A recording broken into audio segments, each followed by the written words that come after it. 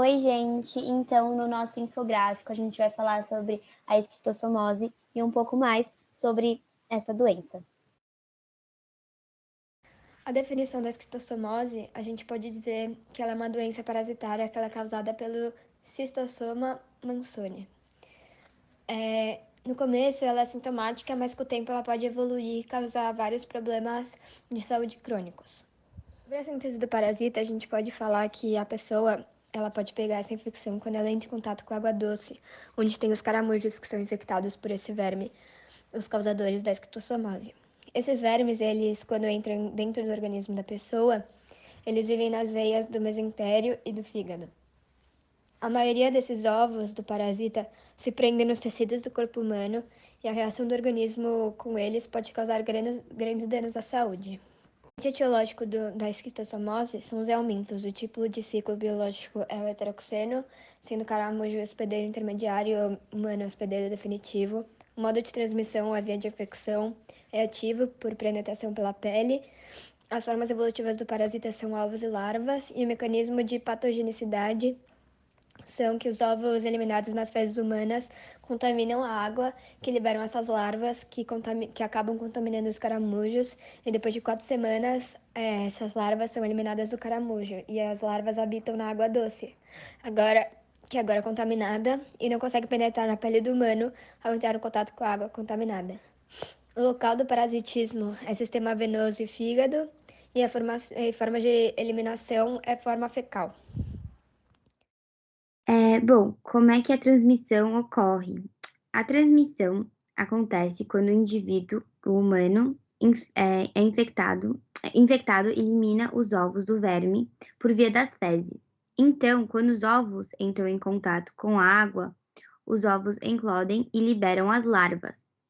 Quando essas larvas são liberadas, os caramujos são infectados pelas mesmas. Isso significa que os caramujos se tornam os hospedeiros intermediários que vivem nas águas doces.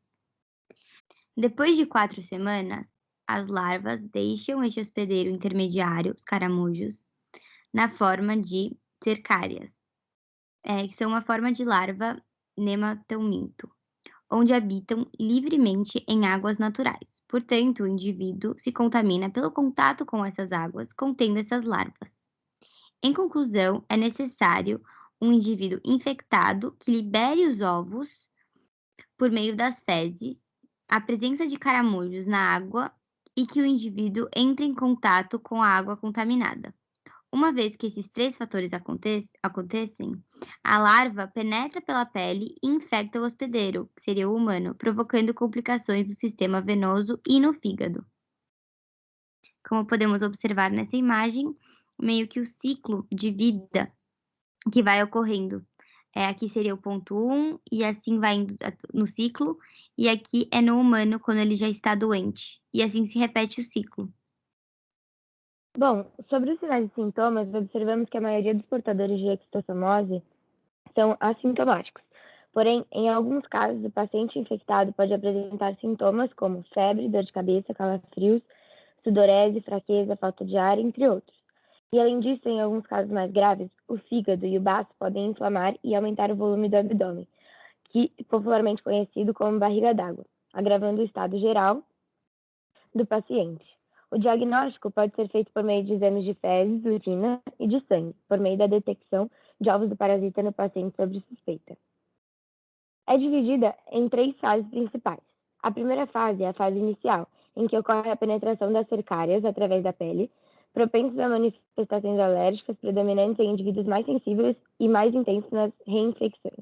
Já na forma aguda sintomática, corresponde à fase da penetração das larvas através da pele. É caracterizada por alterações gerais que compreendem linfadenopatia, febre, cefaleia, anorexia, dor abdominal e, com menor frequência, o paciente pode referir diarreia, náuseas, vômitos e tosse seca.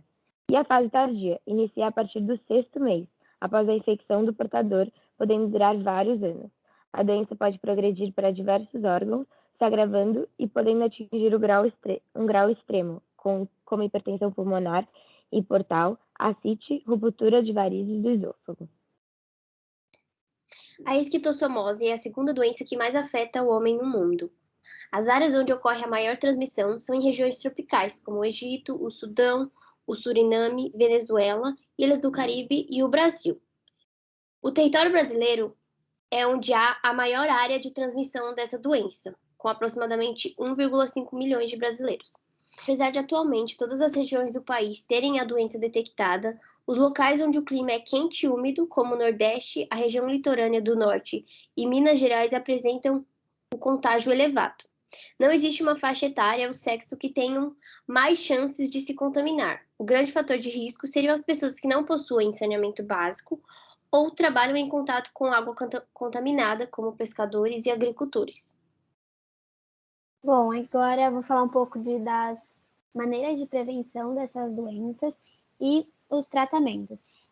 A prevenção da esquistossomose é, em primeiro lugar, evitar o máximo de contato com águas infectadas por caramujos e hospedeiros intermediários. E também é muito importante que haja um tratamento de saneamento básico e educação sanitária nas comunidades. E o tratamento dessa doença, em casos que eles são mais simples, é feito por um medicamento chamado de praziquantel. Ele é receitado através de médico e de distribuidores e distribuídos nos postos de saúde. E naqueles casos que forem mais graves, pode ser necessário uma internação hospitalar e até mesmo tratamento cirúrgico. E o diagnóstico precoce, ele é essencial, porque com o passar do tempo e vai se agravando, a doença pode abalar diferentes órgãos, como o fígado e o pulmão. Isso, espero que vocês tenham gostado. Os integrantes do grupo são a Alice, a Camila, a Giovana, a Helena e a Rafaela. Muito obrigada!